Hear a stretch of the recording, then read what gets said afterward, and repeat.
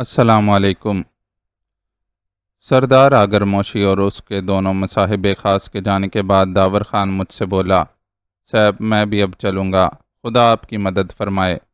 سنو، میں نے کہا، جی صاحب۔ وہ دھیرے سے بولا، تم اپنے ماموں پوشے کو کیا جواب دو گے؟ وہ تو تمہارا بھی دشمن بن گیا ہوگا۔ میں نے کسی خیال کے تحت پوچھا تو اس کے چہرے پر تلخ مسکراہٹ عود کر آئی تھی۔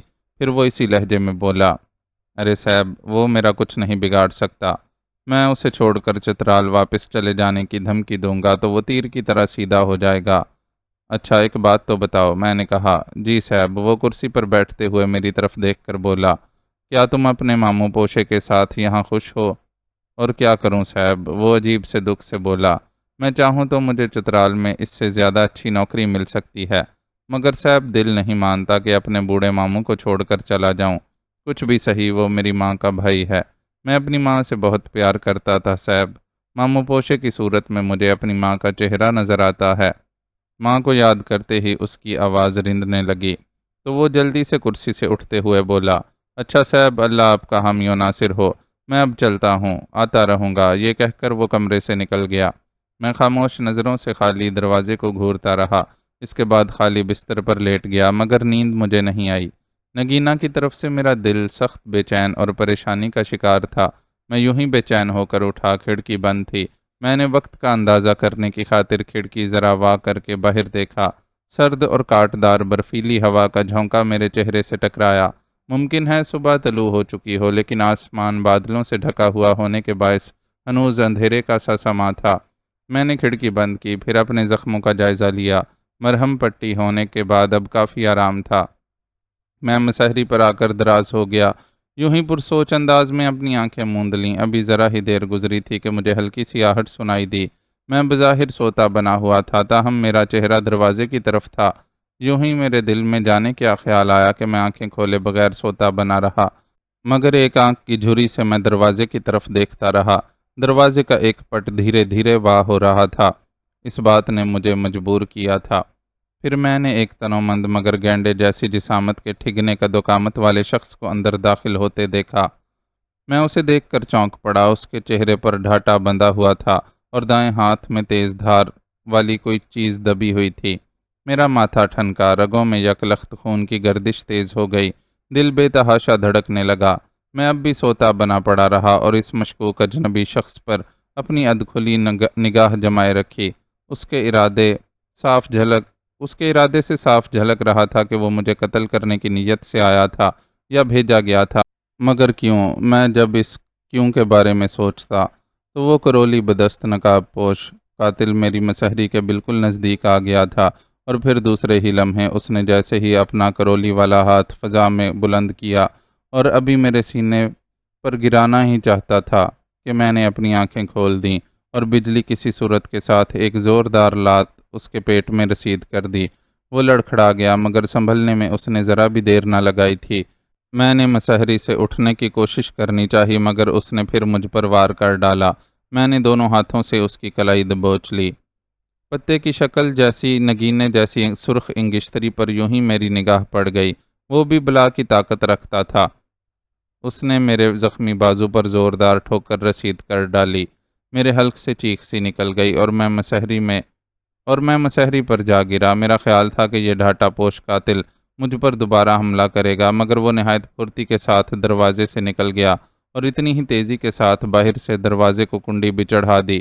میں ہونٹ بھینچ کر اٹھا اور دروازے کی طرف بڑھا، پھر ایک ہاتھ سے دروازہ پیٹنے لگا۔ تھوڑی دیر بعد متعدد دوڑتے قدموں کی آواز سنائی دی۔ اس بدبخت ڈاٹا پوش کی ٹھوکر سے میرے بازو کا زخم بھی کھل گیا تھا۔ سفید پٹی خون بہنے سے سرخ ہونے لگی تھی۔ باہر سے دروازے کی کنڈی کھولی گئی اور 4-5 مسلح افراد اندر داخل ہو گئے۔ میں نے انہیں ساری بات بتا دی۔ وہ چاروں الٹے پیروں دوڑ گئے۔ ذرا دیر بعد ایک مسلح شخص ایک عمر رسیدہ آدمی کو لے کر میرے پاس آیا۔ یہ کوئی وید تھا۔ اس کے ہاتھ میں چوبی باکس تھا۔ اس نے مجھے لیٹ جانے کو کہا اور پھر میرے بازو کی پٹی کھول کر نئے سرے سے دوبارہ باندھ دی۔ وہ مسلح شخص چلا گیا۔ وید نے مجھے ایک پیالی دوائی پلائی۔ نارنجی رنگ کے محلول والی وہ دوائی خوش ذائقہ تھی، جسے پیتے ہی مجھے بدن میں توانائی سی دوڑتی ہوئی محسوس ہوئی۔ وید ایک بارش شخص تھا۔ اس نے ایک نظر دروازے پر ڈالی، پھر رازدارانہ لہجے میں مجھ سے بولا، تم نے حملہ آور کی صورت دیکھی تھی؟ نہیں، اس نے چہرے پر ڈھاٹا چڑھا رکھا تھا۔ میں نے جواباً کہا۔ وہ کچھ سوچتا بن گیا۔ کون ہو سکتا ہے یہ؟ میں نے اسے سوچتا پا کر پوچھ لیا۔ وہ بولا، رامس کے سوا یہ حرکت کسی کی نہیں ہو سکتی۔ اس نے ہی تمہیں قتل کرنے کے لیے اپنے کسی آدمی کو بھیجا ہوگا۔ رامس؟ یہ کون ہے؟ میں نے الجھے لہجے میں دریافت کیا۔ رامس سردار آگر موشی کا چھوٹا بھائی ہے۔ اوہ! حیرت کے باعث میرے ہونٹ سکڑ گئے تھے۔ پھر پوچھا، مگر رامس یہ حرکت کیوں کرنا چاہتا تھا؟ اس کی بھلا مجھ سے کیا دشمنی ہے؟ میں نے اسے دیکھا بھی نہیں۔ اس سے پہلے کہ وید کوئی جواب دیتا، اچانک کمرے میں سردار آگر موشی اپنے 2 مسلح ساتھیوں کے ساتھ اندر داخل ہوا۔ اس کے سرخ و سفید چہرے پر پریشانی اور تشویش کے آثار تھے۔ شاید اسے مجھ پر ہونے والے قاتلانہ حملے کے متعلق آگاہ کر دیا گیا تھا۔ بارش وید فوراً اٹھ کھڑا ہوا۔ تم خیریت سے تو ہو نا؟ اس نے فکر مند لہجے میں پوچھا۔ ہاں ٹھیک ہوں۔ عین وقت پر میری آنکھ کھل گئی تھی۔ وہ اپنے مقصد میں کامیاب نہ ہو سکا۔ میرا بازو زخمی کر گیا تھا، اب دوبارہ مرہم پٹی کی ہے۔ میں نے کہا، تم نے اس کی صورت دیکھی تھی؟ نہیں، اس نے چہرے پر ڈھاٹا چڑھا رکھا تھا۔ میں نے اس سے مقابلہ بھی کیا تھا، مگر وہ مجھے جل دے کر بھاگ کھڑا ہوا۔ باہر سے دروازے کو بھی کنڈی چڑھا دی۔ سردار آگر موشی نے ایک گمبھیر اور پرسوچ ہمکاری بھری، پھر مجھے تسلی دیتے ہوئے بولا، تم فکر نہ کرو، میرے آدمی اس نامعلوم حملہ آور کو تلاش کر رہے ہیں۔ اب تمہیں کوئی خطرہ نہیں۔ میں نے تمہارے کمرے کے باہر 2 پہرے دار بھی تعینات کر دیے ہیں۔ کیا پوچھ سکتا ہوں معزز سردار، یہ حرکت کس کی ہو سکتی ہے؟ میں نے سردار آگر موشی کے چہرے پر نظریں گاڑتے ہوئے پوچھا، تو وہ تھوڑا متذبذب سا دکھائی دینے لگا، پھر گم و گو سا جواب دیتے ہوئے بولا، فی الحال کچھ کہا نہیں جا سکتا، خیر جلد پتہ چل جائے گا۔ اس کے بعد اس نے قریب ہی خاموش کھڑے بوڑھے وید سے تحکمانہ انداز میں مخاطب ہو کر اپنی زبان میں کچھ پوچھا، شاید میرے زخم کے بارے میں پوچھا تھا۔ وید نے میرے زخم کی طرف دیکھ کر اسے مختصراً کوئی جواب دیا تھا۔ اس کے بعد وہ دھیرے سے اپنے سر کو اثباتی جنبش دیتے ہوئے چلا گیا۔ اس کے بعد جب وید بھی وہاں سے جانے لگا تو میں نے آواز دے کر اسے روکا۔ وہ رکا اور میری جانب مڑا۔ تم مجھے رامس کے بارے میں بتانا چاہ رہے تھے۔ میں نے اسے یاد دلایا۔ وہ میرے ذرا قریب آ کر انتہائی رازداری سے بولا، ابھی اس کا نام بھی مت لینا، بس محتاط رہو اور میرا مشورہ مانو، یہاں سے چلے جاؤ۔ لیکن میں نے اتنا ہی کہا تھا کہ وہ تیز تیز قدموں سے میری بات سنی انسنی کر کے کمرے سے نکل گیا۔ میں عجیب شش و پنج کا شکار ہو گیا۔ مجھے اب دوہری بے چینی نے آن گھیرا تھا۔ میں سمجھ میں نہیں آ رہا تھا کہ یہ سارا چکر کیا تھا۔ سردار آگر موشی کے چھوٹے بھائی رامس کو بھلا مجھ سے کیا دشمنی ہو سکتی تھی؟ تھوڑی دیر بعد میرے لیے ایک آدمی کھانے کی بڑی سی سینی اٹھائے اندر داخل ہوا اور نہایت ادب کے ساتھ میرے سامنے مسحری پر رکھ دی۔ مجرم کا کچھ پتہ چلا؟ میں نے اس کی طرف دیکھ کر پوچھا۔ وہ میرا منہ تکنے لگا۔ میں سمجھ گیا کہ اسے میری زبان نہیں آتی تھی۔ ناچار مجھے بھی چپ ہو جانا پڑا۔ وہ چلا گیا۔ میں نے ٹرے پر سے کپڑا ہٹایا۔ مرغ کی بھنی ہوئی ران، بڑے بڑے 3-4 نان کے علاوہ ایک آب خورے میں نیلے رنگ کا مشروب تھا۔ میں نے نہ جانے کب سے کھانا نہیں کھایا تھا۔ میری بھوک چمک اٹھی۔ کھانے کے بعد میں نے نیلے رنگ کا مشروب پیا تو جسم میں توانائی کی لہریں دوڑتی محسوس ہوئیں۔ کھانے کے بعد میری سوچوں کا دفتر ایک بار پھر کھل گیا۔ ان سوچوں میں نگینا کا خیال سب سے نمایاں اور بھاری تھا۔ ذرا دیر بعد ایک دبلا پتلا اور دراز قامت شخص اندر داخل ہوا۔ اس نے سرخ رنگ کا مخصوص لباس پہنا ہوا تھا۔ پشت پر رائفل جھول رہی تھی۔ پہلو میں نیام کے اندر سنان کا منکش دستہ بھی جھلک رہا تھا۔ اس نے ٹوٹی پھوٹی اردو میں مجھ سے کہا، میرے ساتھ آئیں۔ میں اس کے ساتھ ہو لیا۔ کمرے سے نکلا تو دائیں بائیں 2 مسلح پہرے داروں کو چوکس کھڑے پایا۔ وہ شخص مجھے لیے ایک مختصر سی راہداری کے بعد ایک نسبتاً بڑے کمرے میں لے آیا۔ یہاں کسی دربار کا سا ماحول تھا۔ فرش پر دبیز قالین بچھا ہوا تھا۔ دائیں بائیں عجیب وضع کی کرسیاں اور صوفے بچھے ہوئے تھے۔ ان کے دوسرے سرے پر سامنے 2 اونچی اور چوڑی پشت گاہ والی کرسیوں میں سے ایک پر سردار آگر موشی خود براجمان تھے، بلکہ بائیں جانب ایک سرخ و سفید اور خاصی فربہی مائل عورت زرق برق لباس میں بڑے طمطراق کے ساتھ براجمان تھی۔ اس کے بال اخروٹی رنگ کے تھے، آنکھیں بڑی بڑی اور گال پھولے ہوئے تھے۔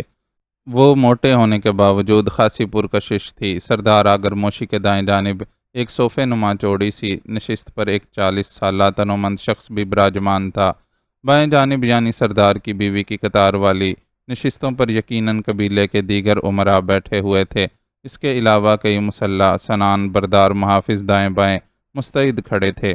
سردار آگر موشی نے مجھے ایک قریبی نشست کی طرف اشارہ کر کے بیٹھنے کو کہا۔ میں خاموشی سے بیٹھ گیا۔ سب سے پہلے سردار آگر موشی نے وہاں موجود سب سے اپنی زبان میں میرا تعارف کروایا، پھر مجھ سے اردو میں ان سب کا تعارف کرواتے ہوئے آخر میں اپنے بائیں جانب بیٹھے اس 40 سالہ کرخت رو چہرے والے سے تعارف کراتے ہوئے کہا، یہ میرا چھوٹا بھائی رامس ہے۔ میں اس شخص کے نام پر ذرا چونکا، اچانک ہی مجھے وید کی بات یاد آ گئی۔ میں بغور اس کا چہرہ تکنے لگا، ابھی کب سے میرے چہرے پر اپنی تیز اور چبھتی ہوئی نظریں مرکوز کیے ہوئے تھا۔ پھر میرے ساتھ آئے شخص کا تعارف کرواتے ہوئے کہا، یہ ہماری فوج کا سالار موشد ہے۔ موشد نام کا وہ شخص بھی ایک نشست پر بیٹھ چکا تھا۔ سب کی نظریں اس وقت میرے چہرے پر جمی ہوئی تھیں۔ ذرا دیر بعد آگر موشی نے ایک گہری سانس خارج کرنے کے بعد مجھ سے کہا، نوجوان، ہم سب نے ہی متفقہ طور پر یہ فیصلہ کیا ہے کہ عامل عروب کے قبیلے پر لشکر کشی کرنے سے پہلے تمہیں اپنی ساتھی نگینہ کو عامل عروب کے چنگل سے چھڑانے کا پورا موقع دیا جائے۔ حالانکہ یہ ہمارے جنگی اصولوں کے خلاف ہے، کیونکہ ہماری اس سے پرانی عداوت چل رہی ہے۔ ہم کسی وقت بھی اس پر جنگ مسلط کرنے کا غیر مشروط حق رکھتے ہیں، لیکن چونکہ تم نے عامل عروب کے کمانڈر بوغا کو دو بدو لڑائی میں موت کے گھاٹ اتارا ہے، اس لیے اب تم بھی ہمارے ساتھ براہ راست اس جنگ میں شامل ہو چکے ہو۔ پھر تم نے عامل عروب کو بھی ٹھکانے لگانے کا تہیہ کر رکھا ہے، اس لیے وہ ذرا رکا، پھر کہنا شروع ہوا، ہم نے یہ فیصلہ کیا ہے کہ تمہیں اس خطرناک مہم پر بھیجنے کے بجائے تمہارے ہمراہ اپنے چھوٹے بھائی رامس کو بھی روانہ کریں گے۔ میں سردار آگر موشی کی اس آخری بات پر چونکے بنا نہ رہ سکا، تاہم جب وہ اپنی بات مکمل کر چکا تو میں نے کہا، معزز سردار، کیا یہ بہتر نہ ہوتا کہ مجھے اس مہم پر تنہا ہی جانے کی اجازت دے دی جاتی؟ میری بات پر سردار آگر موشی کے بجائے اس کا چھوٹا بھائی رامس مجھ سے مخاطب ہو کر ٹوٹی پھوٹی اردو میں بولا، سردار کا یہی حکم ہے اور قبیلے کے دیگر معززین کا بھی، تمہیں کیوں اعتراض ہے؟ میں نے محسوس کیا اس کا لہجہ جھٹکے دار تھا۔ میں نے اس کی طرف دیکھ کر کہا، میں معزز سردار کی حکم عدولی کی بات نہیں کر رہا ہوں، لیکن میں سمجھتا ہوں کہ اب کچھ سوچنے یا سمجھنے کی کوئی گنجائش نہیں۔ رامس نے چبھتے ہوئے لہجے میں میری بات کاٹ ڈالی، معزز سردار نے تمہاری بھلائی کے لیے ہی یہ فیصلہ کیا ہے، کیونکہ تمہارا تنہا اس مہم میں جانا خطرے سے خالی نہیں ہے، تم زخمی بھی ہو اور تمہاری جان کو بھی خطرہ لاحق ہو سکتا ہے۔ اس کی بات پر مجھے مجبوراً خاموشی اختیار کرنا پڑی، تاہم مجھے کچھ ایسا محسوس ہوتا تھا کہ اس میں بھی خود اس کی مرضی کا دخل ہوگا۔ وہ میرے ساتھ دانستہ اس مہم میں جانا چاہتا تھا، حالانکہ سردار آگر موشی کے پاس آدمیوں کی کمی نہ تھی۔ ذرا دیر بعد نشست برخاست ہوئی اور ہم دونوں کی مہم پر روانگی کی تیاریاں ہونے لگیں۔ سردار آگر موشی کے پاس ایک سے ایک جدید ہتھیار تھے، چینی ساختہ کلیشنکوف کے علاوہ راکٹ لانچر تک تھے۔ اس گوریلا مہم پر روانگی اسی وقت عمل میں لائی جا رہی تھی۔ رامس نے مجھے فقط ایک پستول تھمایا تھا، فاضل راؤنڈ بھی نہیں دیے تھے، جبکہ خود اس نے بھی ساتھ کچھ خاص اسلحہ نہیں رکھا، ماں سوائے ایک سنان اور پستول کے۔ اسلحے کی تو مجھے بھی ضرورت نہ تھی، لیکن مجھے رامس کی طرف سے تشویش محسوس ہو رہی تھی۔ وجہ یہی تھی کہ اس بوڑھے وید نے مجھے پہلے سے رامس کی طرف سے محتاط رہنے کی ہدایت کر رکھی تھی۔ وہ اس مشن میں میرے ساتھ کر دیا گیا تھا اور رامس کے ساتھ اپنے اس مشن پر نکلنے کا مقصد مجھے عروب عامل کی سرکوبی نہیں بلکہ اپنے ہی گلے کا پھندا محسوس ہو رہا تھا۔ میرے معترض ہونے کا کوئی فائدہ بھی نہ تھا۔ بغیر کسی ٹھوس ثبوت کے سردار آگر موشی کے چھوٹے بھائی رامس کے بارے میں شبہ کرنا سردار سے ناراضگی مول لینے کے مترادف ہی ہوتا، تاہم میں نے یہ تہیہ کر لیا تھا کہ اگر رامس نے میرے ساتھ راہ میں دھوکہ کرنے کی کوشش کرنی چاہی تو میں اسے معاف نہیں کروں گا۔ ہم دونوں خچروں پر سوار ہو کر عامل عروب کے قبیلے کی طرف روانہ ہو گئے۔ اکائی موسم کے تیور بدلنے لگے، آسمان پر کالے کالے بادلوں نے یلغار کر دی اور تیز موسلادھار بارش شروع ہو گئی۔ میں اور رامس خاموشی کے ساتھ آگے پیچھے اپنے اپنے خچروں پر چلے جا رہے تھے۔ تیز بارش کی وجہ سے ہم ایک چٹانی چھجے کے نیچے آن رکے۔ میری نظریں بدستور اس کی حرکات و سکنات کا جائزہ لے رہی تھیں۔ میں نے اس کے چہرے سے البتہ دبا دبا جوش محسوس کیا تھا، جس سے اس کے اندر کے منفی جارحانہ عزائم کا اندازہ ہوتا تھا۔ میرے سینے میں زبردست ہلچل جاری تھی۔ یہاں کب تک رکنا پڑے گا؟ بارش کے تو رکنے کے آثار نظر نہیں آ رہے۔ میں نے اس کی طرف دیکھ کر پوچھا۔ میری کوشش تھی کہ میں اس سے ذرا فاصلہ رکھوں اور ایک لمحے کے لیے بھی اس کی طرف سے غافل نہ رہوں۔ اس نے میری بات سن کر ایک لمحے کو بغور میری جانب دیکھا۔ اس وقت برستے آسمان پر زور سے بجلی کڑکی اور وہ اپنی جیب سے پستول نکال کر یوں ہی اس کا ہوائی نشانہ باندھنے لگا۔ میرا دل یک بارگی کن پٹیوں پر دھڑکنے لگا۔ میرا پستول جیب میں تھا، جبکہ رامس کا ہاتھ میں۔ اس نے ابھی تک میری بات کا جواب نہیں دیا تھا۔ اپنے پستول کے نشانے پر اپنی ایک آنکھ بینچے ہوئے وہ نال کا رخ آہستہ آہستہ میرے چہرے کی طرف لا رہا تھا۔ میرے وجود میں تھر تھراہٹ ابھری۔ میرا دل تیزی سے دھڑکنے لگا۔ تم نے میری بات کا جواب نہیں دیا، میں نے بالآخر حلق تر کر کے پوچھا۔ اس نے فوراً پستول نیچے کر دیا۔ بے اختیار میرے حلق سے گہری سانس خارج ہو گئی۔ تم مجھ سے خوف زدہ ہونا؟ اس نے اچانک ایک چونکا دینے والا اور بالکل غیر متوقع سوال مجھ سے کیا اور میں اس کے اصرار بھرے لہجے پر چونکے بنا نہ رہ سکا۔ نہیں، بھلا میں تم سے کیوں خوف زدہ ہونے لگا؟ میں نے ہولے سے ہنس کر کہا۔ تمہارے انداز و اطوار اور چہرے کی چابک دستی اور ہر لمحے کے چوکنا پن سے تو ایسا ہی لگتا ہے۔ وہ پھر اسی لہجے میں بولا۔ میں نے بے اختیار ایک گہری ہمکاری خارج کی اور نظریں سکیڑ کر اس کی طرف دیکھتے ہوئے پوچھا، تو پھر تم ہی وجہ بھی بتا دو کہ بھلا مجھے تم سے کس بات کا خوف ہو سکتا ہے؟ میری بات پر اس نے ایک عجیب سا کہکہا لگایا۔ اس کے کہکہے میں عجیب سی سنسنی مجھے محسوس ہوئی تھی۔ اس بڈھے وید نے ہی تمہیں یقیناً میری طرف سے خائف کیا ہوگا۔ اس نے میرے چہرے پر اپنی نظریں مرکوز کرتے ہوئے کہا۔ نہیں، اس نے تو مجھ سے ایسی کوئی بات نہیں کی تھی۔ میں نے جھوٹ بولا۔ میں نے سن لی تھی اس خبیث بڈھے کی بات کہ تم پر قاتلانہ حملہ میں نے ہی کروایا تھا۔ اس نے ایک اور چونکا دینے والا انکشاف کیا۔ پستول ابھی تک اس کے ہاتھ میں مچل رہا تھا۔ بارش کا زور ٹوٹنے لگا تھا۔ سردی کی کاٹ میں اضافہ ہونے لگا تھا۔ پھر جیسے ہی بارش رکی تو برف باری شروع ہو گئی۔ ایسے بعید ترین شمالی علاقوں میں بارش کے بعد برف باری ہونا لازمی تھا۔ کیا اب میں جھوٹ بولوں گا؟ اس نے میری طرف سرسراتی نظروں سے گھور کر کہا اور میری سمجھ میں نہیں آ سکا کہ میں اسے کیا جواب دیتا۔ صورتحال ایسی تھی کہ وہ مجھ پر بلا تاخیر گولی چلا دیتا تو میں اپنے دفاع میں کچھ نہیں کر سکتا تھا۔ تب میں نے سچ کہنا ہی بہتر جانا اور پھیکی مسکراہٹ سے بولا، ہو سکتا ہے اس بڈھے وید کو تمہاری طرف سے کوئی غلط فہمی ہو گئی ہو۔ اس کے چہرے پر فاتحانہ مسکراہٹ ابھری، تو گویا اس نے تم سے میرے خلاف بات کی تھی۔ ہاں، مگر وہ زیادہ تفصیل نہیں بتا سکا تھا۔ صرف اتنا ہی کہا کہ یہ حرکت تمہارے ہی کسی آدمی کی ہو سکتی ہے۔ میرا اندازہ درست نکلا۔ کیا مطلب؟ کیا تم جھوٹ بول رہے تھے کہ تم نے اس کی بات سن لی تھی؟ میں نے چونک کر پوچھا۔ ہاں، اس نے ایسا کچھ غلط بھی نہیں کہا تھا، کیونکہ اس نے میرے کہنے پر ہی تم سے وہ سب کہا تھا۔ اس بار اس نے ایسی بات کہہ ڈالی کہ میں سر سے پاؤں تک لرز اٹھا۔ میرا منہ کھلے کا کھلا رہ گیا، سانس سینے میں اٹکنے لگی اور حلق خشک ہونے لگا۔ وہ پھر بولا، میں تمہیں اس کے ذریعے خوف زدہ کر کے یہاں سے بھگانا چاہتا تھا، مگر وہ… خیر، اپنی پستول نکالو۔ اچانک اس نے سنسناتی آواز میں کہا۔ میرا پورا وجود مرتعش سا ہونے لگا۔ نکالو پستول۔ اس بار اس کے لہجے میں تحکمانہ درستی تھی۔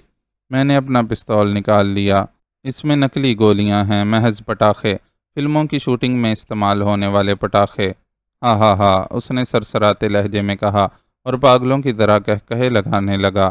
ایسے میں وہ مجھے کوئی خطرناک پاگل محسوس ہونے لگا۔ یہ بات اب شک و شبے سے بالاتر ہو چکی تھی کہ وہ میرے سامنے کھل چکا تھا، بلکہ اس نے خود میرے سامنے اپنی اصلیت کا اعتراف کیا تھا۔ ڈرو نہیں، یہ سچ ہے کہ پہلے میں تمہیں مروانا چاہتا تھا، مگر اب میرے ناکام حملے کے بعد صورتحال بدل چکی ہے۔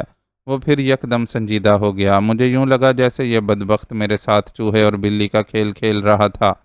اب تم مجھے یہاں چالاکی سے ویرانے میں لا کر قتل کرنا چاہتے ہو، میں نے خشک ہونٹوں پر زبان پھیرتے ہوئے کہا۔ یہ کام مجھے بہت پہلے کر لینا چاہیے تھا، مگر اب نہیں کر سکتا، اس نے سرد لہجے میں کہا۔ تم میرے بڑے بھائی آگر موشی کے دل میں اپنا مقام پیدا کر چکے ہو، اور دوسری خرابی یہ ہو گئی ہے کہ مجھے تمہارے ساتھ کر دیا گیا ہے، مگر پھر بھی میرے پاس تمہیں قتل کرنے کے 100 بہانے ہیں، لیکن میں اپنے بھائی کے دل میں اپنے لیے ذرا سا بھی شک و شبے کی گنجائش نہیں پیدا کرنا چاہتا۔ تم مجھ سے معاہدہ کرو، اپنی جان بخشی کے سلسلے میں وہ اتنا کہہ کر خاموش ہو گیا۔ کیسا معاہدہ؟ یہ بھی تم خود ہی بتا دو، میں نے بظاہر بے پرواہانہ انداز میں پوچھا۔ عامل آروب کو قتل کرنے کا خیال دل سے نکال دو۔ میری اس سے پہلے کوئی دشمنی رہی ہے نہ اب ہے، میں نے آدھے سچ اور آدھے جھوٹ کا سہارا لیتے ہوئے مکاری سے کہا۔ وہ تو خود ہی میری ساتھی نگینا کو اپنے دیوتا دبولا مینزی کی بھینٹ چڑھانا چاہتا ہے۔ اس سے پہلے بھی اس نے اس مقصد کے لیے ہی نگینا کو اغوا کروایا تھا۔ اگر نگینا تمہیں زندہ سلامت مل جائے تو، اس نے پراسرار انداز میں میری آنکھوں میں جھانکتے ہوئے کہا۔ یہ کس طرح ممکن ہے؟ مجھے اپنے کانوں پر یقین نہیں آ رہا تھا۔ ہاں یا نہ میں جواب دو، وہ سپاٹ و سرد آواز میں بولا۔ چھجے سے باہر برف روئی کے گالوں کی طرح گر رہی تھی، مگر عامل آروب نے تو نگینا کو اپنے دیوتا کی بھینٹ چڑھانے کا تہیہ کر رکھا ہے۔ اگر میں نگینا کو اپنے ساتھ لے بھی جاتا ہوں تو بھی خطرہ اس کے سر پر بدستور مسلط رہے گا۔ عامل آروب کو دوسری لڑکی مہیا کر دی جائے گی، میں خود اس سے جا کر مذاکرات کروں گا، اس نے جواب دیا۔ مجھے اس کی بات پر ناقابل بیان حیرت سی ہوئی اور میں الجھ سا گیا۔ پھر اسی لہجے میں بولا، عامل آروب تمہاری یہ بات بھلا کیوں کر مانے گا؟ اسے ماننا پڑے گی میری بات، یہ تم مجھ پر چھوڑ دو، وہ مضبوط لہجے میں بولا۔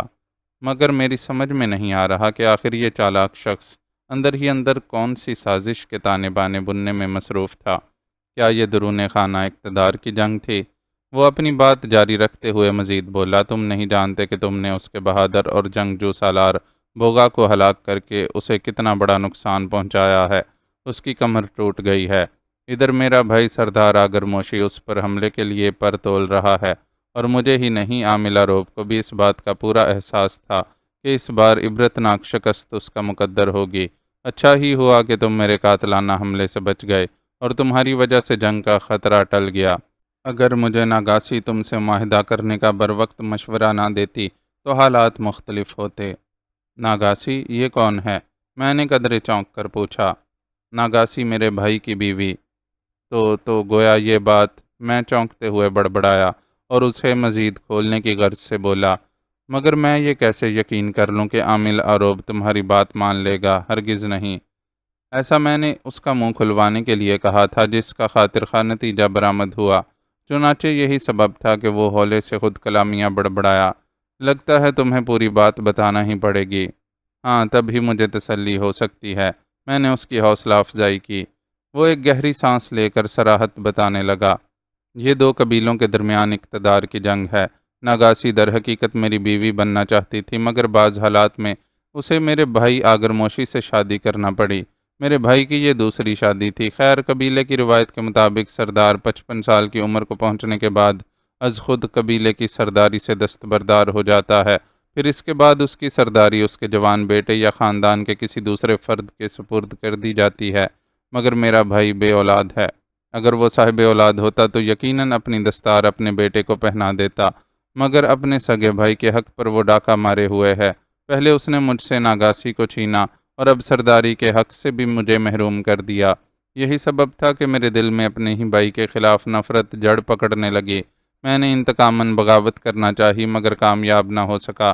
ناگاسی سے میرے اب بھی خفیہ تعلقات ہیں۔ اس نے مجھے ایسا کرنے سے روک دیا کیونکہ وہ جانتی تھی کہ اس کے شوہر سردار آگر موشی نے اپنی سرداری قبیلے میں کس قدر مضبوطی سے جمع رکھی ہے۔ اس دوران آروب سے جنگیں لڑی گئیں، مگر دونوں بار ہمیں شکست اٹھانا پڑی۔ میں سمجھ گیا کہ عامل آروب ہی وہ شخص ہے جو میرا اقتدار مجھے واپس دلانے میں میری مدد کر سکتا ہے۔ یوں میں نے اس کے ساتھ خفیہ معاہدہ کر لیا۔ اب تم خود سوچ لو کہ کون حق پر ہے، کون ناحق۔ وہ اتنا بتا کر خاموش ہو گیا۔ ایک لحاظ سے اس کی بات درست ہو رہی تھی، اگرچہ یہ سب یک طرفہ داستان تھی، تاہم مجھے ان کی آپس میں دو بھائیوں کے درمیان اقتدار کی رسہ کشی سے کوئی سروکار نہ تھا۔ تاہم اگر اس طرح بغیر کسی خون خرابے کے میرا اور نگینا کا مسئلہ حل ہوا چاہتا تھا تو مجھے کوئی اعتراض نہ تھا، اور اب میں رامس کی یہ بات بھی سمجھ گیا تھا کہ وہ آروب کو اب کس طرح قائل کر سکتا ہے۔ اب آروب سے جا کر میں کیا کہوں گا، اس کا تمہیں بخوبی اندازہ ہو چکا ہوگا، یا پھر کہو تو اس کی میں تفصیل سنا ڈالوں۔ تھوڑے توقف کے بعد وہ پھر مجھ سے مخاطب ہو کر بولا، ہاں، اب تم اسے جا کر یہی کہو گے کہ وہ تمہارے بھائی کی لشکر کشی سے بچنا چاہتا ہے تو مجھے فارغ کر ڈالے، لیکن بات تو پھر وہی ہو جائے گی، یعنی تمہارا بھائی تو پھر اس پر چڑھائی کرنے سے پیچھے نہیں ہٹے گا۔ میں نے آخر میں کہا، وہ زندہ رہے گا تو تب ہی کرے گا نا؟ اس نے شفاق لہجے میں کہا۔ کیا مطلب؟ میں نے آخر میں کہا۔ تم نے شاید میری پہلی بات پر غور نہیں کیا۔ وہ بولا، میں نے تم سے کہا نا کہ میں تمہیں ہلاک کرنے کی فحش غلطی کرنے لگا تھا۔ تمہارے زندہ رہنے سے تو ہمیں مہلت ملی ہے، مگر صرف ایک دن کی۔ ناگاسی نے مجھے خوشخبری سنائی ہے کہ وہ اندر ہی اندر اس کے چند معتبر امراء کو اپنا ہم خیال بنا چکی ہے۔ در حقیقت قبیلے کی اکثریت عامل عروب سے جنگ کرنا نہیں چاہتی۔ اس خیال کو ہم نے بھی اندر ہی اندر ہوا دے دی ہے کہ سردار آگرموشی بلا وجہ پورے قبیلے کو 2 جنگیں ہارنے کے باوجود جنگ کی آگ میں جھونک رہا ہے۔ اب ہم نے آج کی فیصلہ کن رات میں بیک وقت 2 چالیں چلنے کی کوشش کی ہے۔ پہلی تو یہ کہ عامل عروب سے جنگ ٹال دی ہے، کیونکہ اس بار ہمیں یقین تھا کہ سردار آگرموشی کو فتح ہوگی، اور اس فتح کا مطلب اس کی سرداری کی درازی عمر ہے۔ دوسری چال یہ کہ میں تمہارے بہانے عامل عروب کو اس خطرے سے آگاہ کر کے اسے اس بات پر راضی کرنے کی کوشش کروں گا کہ وہ نگینہ کو تمہارے حوالے کر دے، اور عین اس وقت سردار آگرموشی کے خلاف جنگ چھیڑ دے جب میرے باغی ساتھی اس کی صفوں میں خانہ جنگی کی صورتحال پیدا کر دیں۔ یوں سردار آگرموشی کا سورج غروب ہو جائے گا اور ایک معاہدے کے تحت سرداری مجھے سونپ دی جائے گی۔ وہ اتنا بتا کر چپ ہو رہا، لیکن اس کی باتوں سے میں اب بھی پوری طرح مطمئن نہیں ہوا تھا۔ اب بھی کئی سوال میرے دل و دماغ میں ابھر رہے تھے۔ مجھ سے رہا نہ گیا اور میں نے پوچھ لیا، مگر کیا ضروری ہے کہ تمہاری بغاوت کامیابی سے ہمکنار ہو؟ وہ کچلی بھی تو جا سکتی ہے۔ بقول تمہاری منظور نظر ناگاسی کے شوہر سردار آگرموشی نے قبیلے میں اپنی سرداری مضبوطی کے ساتھ جما رکھی ہے، اور پھر یہ بھی ضروری نہیں کہ عامل عروب کے ساتھ تمہارے مذاکرات کامیاب ہوں۔ وہ تمہاری بات رد بھی تو کر سکتا ہے۔ اندر کے معاملات اور صورتحال کا مجھے علم ہے، تمہیں اس کا اندازہ نہیں ہے۔ وہ بولا، تم بھی میرے ساتھ عامل عروب کے پاس چلو گے، اور ہاں، تمہیں اس حقیقت کا بھی اندازہ نہیں ہے کہ اگر تم آج کے دن عامل عروب کے چنگل سے اپنی ساتھی نگینہ کو نہ چھڑا سکے تو سردار آگرموشی انتظار نہیں کرے گا، اور آج ہی کی رات عامل عروب پر لشکر کشی کر ڈالے گا، اور ممکن ہے کہ عامل عروب تہوار والے دن کا انتظار کیے بغیر ہی تمہاری ساتھی کو موت کے گھاٹ اتار دے۔ مجھے اس کی بات میں کچھ وزن محسوس ہوا تھا۔ کیا میرا تمہارے ساتھ عامل عروب کے پاس مذاکرات کے لیے جانا ضروری ہوگا؟ میں نے کسی خیال کے تحت پوچھا۔ ہاں، تمہاری موجودگی کے بغیر میں اسے قائل نہ کر سکوں گا۔ وہ بولا۔ میں سوچ میں پڑ گیا۔ میرے ذہن میں خدشہ بھی ابھرا تھا کہ کہیں اس طرح یہ مجھے چالاکی سے عامل عروب کے حوالے تو نہیں کرنا چاہ رہا ہے، مگر اس کی بغاوت والی بات نے میرے اس خدشے کو رد کر ڈالا تھا۔ یوں بھی وہ اس وقت مجھے گولی مار سکتا تھا۔ میں پوری طرح اس کے رحم و کرم پر تھا۔ بالآخر میں نے ایک گہری سانس لی اور بولا، ٹھیک ہے، لیکن میں تمہارے ساتھ عامل عروب کے ہاں نہیں جاؤں گا۔ یہ مذاکرات تمہیں خود ہی نمٹانے ہوں گے۔ البتہ میں تمہارا اس جگہ پر انتظار کروں گا۔ عروب کی خانقاہ یہاں سے زیادہ دور تو نہیں ہے۔ اگر اس کی نیت میں فطور تھا تو وہ میری یہ بات نہیں مانتا، مگر دوسرے ہی لمحے میں نے دیکھا وہ فوراً ہی اٹھ کھڑا ہوا اور پرجوش لہجے میں بولا، لگتا ہے تم اب بھی مجھ پر شبہ کر رہے ہو۔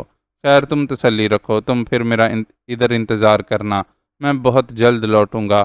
یہ کہہ کر وہ آگے بڑھا، پھر رکا اور میری جانب گردن موڑ کر عجیب سی مسکراہٹ سے بولا، تمہارے پستول کی گولیاں نقلی نہیں، اصلی ہیں، چاہو تو ایک ہوائی فائر کر کے دیکھ سکتے ہو۔ چلتا ہوں۔ وہ آگے بڑھ گیا اور میں گویا اپنی جگہ پر سن بیٹھا اسے جاتا دیکھتا رہا۔ برف باری اسی رفتار سے جاری تھی۔ رامس کے جانے کے بعد میں کافی دیر تک اس کی باتوں پر غور کرتا رہا تھا۔ حقیقت یہی تھی کہ مجھے رامس کی باتوں پر یقین نہیں ہو پا رہا تھا کہ مردود عروب نگینہ کو رامس کے حوالے کر دے گا، اور مجھے اس بات کا بھی خدشہ تھا کہ کیا خبر عروب سے مل کر رامس میرے خلاف کوئی اور کھچڑی پکانا چاہتا ہو۔ یہ بھی ممکن تھا کہ اس کی واپسی نگینہ کی بجائے عروب کے خونی ہرکاروں سمیت ہو، اور یہاں پہنچ کر وہ لوگ آنن فانن مجھے اپنی گرفت میں لے لیں۔ غرض یہ کہ رامس کے جانے کے بعد میرے دل و دماغ میں عجیب و غریب وسوسے اور خدشات پلنے لگے تھے۔ بہرطور میں اپنی طرف سے محتاط ہو کر بیٹھ گیا۔ میں نے پستول نکالا، اس کا چیمبر چیک کیا، پھر ایک گولی نکال کر دیکھی۔ گولی اصلی محسوس ہوئی۔ احتیاطاً میں نے اس کی اصلیت جانچنے کی خاطر ایک ہوائی فائر کیا۔ دھماکہ ہوا اور گولی ایک برفیلی چٹان میں گھس گئی۔ مطمئن ہونے کے بعد میں آرام سے بیٹھ گیا۔ مجھے وہاں بیٹھے ہوئے کافی دیر ہو گئی۔ برف باری اب رک چکی تھی۔ میں نے احتیاط کے پیش نظر اپنی جگہ چھوڑی اور اس چٹانی چھجے سے خاصی حد تک دور ہو کر ایک ایسی جگہ پر آ گیا جدھر سے میں بآسانی اپنی साबका जगह पर भी नज़र रख सकूं। मेरा दिलो दिमाग अब भी रामिस की जानिब से शकूक व शुबहात का शिकार था।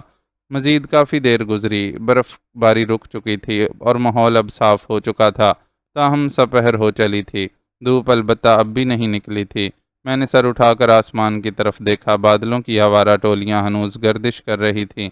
अचानक मैंने एक समत से ज़रा दूर दो अफराद को एक खच्चर पर आते देखा तो मेरा दिल यकबारगी ज़ोर ज़ोर से धड़कने लगा।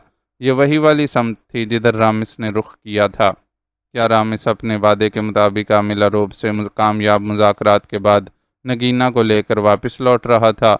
मेरे जहन में यकबारगी ये जांफज़ा ख्याल उभरा था। नगीना से मिलने की मुसर्रत अंगेज़ व मुतवक्का घड़ियों ने मुझ पर अजीब सी सरशारी तारी कर दी थी। मैं धड़कते दिल और फटी फटी आंखों के साथ दूर खच्चर पर सवार आते हुए इन दोनों अफराद को देख रहा था। फिर जब खच्चर चट्टानी छज्जे वाली साबका पनाहगाह के करीब आनकर रुका तो मैं दीवानों की तरह उसकी तरफ दौड़ पड़ा। मैं खच्चर पर सवार रामिस और नगीना को पहचान चुका था। मुझे अपनी आंखों पर यकीन नहीं आ रहा था। मेरी दुनिया, मेरी कायनात, मेरी मोहब्बत, मेरी नगीना यूं आसानी से मुझे मिल जाएगी, मुझे वाकई अब तक इसकी तवक्को ना थी। मैं पागल दीवाने की तरह हाँफता दौड़ता हुआ उनके करीब पहुंचा तो नगीना ने मुझे देख लिया। उसकी आंखों में एक लम्हे को गैर यकीनी के तासुरात उभरे थे। वो मुझे देखकर नादिर चिल्लाती हुई यकदम खच्चर से उतरी और मेरी जानिब दौड़ पड़ी। हम दोनों एक दूसरे से फिल्मी अंदाज में लिपट गए। नगीना, तुम ठीक तो हो ना? मैं उसे धीरे से खुद से अलग करके उसके चेहरे की तरफ देखकर बेताबाना अंदाज में बोला। रामिस खच्चर से उतरकर खामोश खड़ा हमारी तरफ ही तके जा रहा था। हाँ नादिर, मैं बिल्कुल ठीक हूँ, मगर तुम्हारा बाजू, ये मामूली ज़ख्म है, तुम बिल्कुल फ़िक्र मत करो, अब मरदूद आरोप का ख़ात्मा करीब है। मैंने उसे तसल्ली दी। मगर नादिर, ये सब क्या चक्कर है? उसने मुझे इतनी आसानी से क्यों छोड़ दिया? और ये कौन है? उसने मतवहश लहजे में करीब खच्चर के पास खड़े रामिस की तरफ देखकर पूछा। तो मेरे कोई जवाब देने से कबल रामिस बोला, अब निकल चलो यहाँ से। वो ये कहता हुआ अपने खच्चर की रस्सी पकड़े हमारे करीब आ गया। मेरा खच्चर भी एक तरफ चट्टानी छज्जे के साथ बंधा खड़ा था। आओ नगीना, मैं तुम्हें बाद में सारी बातें बता दूंगा, मैंने नगीना से कहा और फिर उसे लेकर अपने खच्चर की तरफ बढ़ा। फिर पहले नगीना को सहारा देकर खच्चर पर सवार करवाया, इसके बाद खुद भी उसके अकब में खच्चर की लगामें थामे बैठ गया। रामिस भी अपने खच्चर पर सवार होकर आगे बढ़ चुका था। मेरा खच्चर भी उसके अकब में चला जा रहा था। रास्ते में मैं नगीना को अब तक के सारे हालात से आगाह करता रहा। उसे ये सुनकर बहुत खुशी और तसल्ली हुई थी कि उसका बाप शाहमीर खैरियत से है, और जब उसे ये पता चला कि माँ ने बिलाखिर शाहमीर को माफ़ कर दिया था और किन हालात में माफ़ किया था, तो नगीना की खुशी का कोई ठिकाना ही ना रहा था। मैंने नगीना को मक्षपुर के छोटे से कस्बे के सरदार जोरावर ख़ान के मुतल्लिक भी बताया था। वो तशवीश ज़दा हो गई। तो फिर अब वापस जाकर वो मुसीबत भी गले पड़ेगी हमारे। वो फ़िक्रमंदाना लहजे में बोली। तुम फिक्र ना करो नगीना, मैं वो सब भी संभाल लूँगा। वैसे मैंने अंकल आज़म ख़ान को आगाह कर दिया था, सारे क्राइसिस में उनका असर रसूख बहुत काम आता है। यूं भी आरोप के उस हरकारे को नज़रों में रखा है। उसने सरदार जोरावर की बेटी शहजादी को शदीद ज़ख्मी और बेटे शहजोर को मार डाला था। फिर उनकी जीप लेकर अपने दोनों साथियों से जा मिला था। हाँ, मैं भी उसके तीसरे साथी को पहचानती हूँ, वो बोली। वो हमें वापसी में रास्ते में ही मिल गया था। उसने तुम्हारे मुतल्लिक बताया था। मैं तभी समझ गई थी कि तुम इसीलिए एयरपोर्ट मुझे रिसीव करने नहीं आए थे। बस नगीना, अब तुम फिक्र ना करो, हमारी दूरियां ख़त्म हुआ चाहती हैं। मैं अब किसी तरह इस आदमी को भी गिरफ्त में लेना चाहता हूँ ताकि उसे सरदार जोरावर ख़ान के सामने पेश कर सकूँ, क्योंकि मुझे पूरा यकीन है कि उसकी बेटी शहजादी अपने भाई शहजोर के कातिल को पहचान लेगी। हाँ, ऐसा ही करना पड़ेगा, नगीना ने भी कहा। वैसे नादिर, मुझे उस आदमी का नाम मालूम है जो उन दोनों से मिला था, जो मुझे एयरपोर्ट से अगवा करके वापस मक्षपुर की तरफ ला रहे थे। अच्छा, क्या नाम था उस बदबख्त का? मैंने कदरे चौंक कर पूछा। बड़ा अजीब सा नाम था, संखाल। संखाल, मैंने ज़ेरे लब बड़बड़ाते हुए गोया ये नाम ज़हन नशीन कर लिया।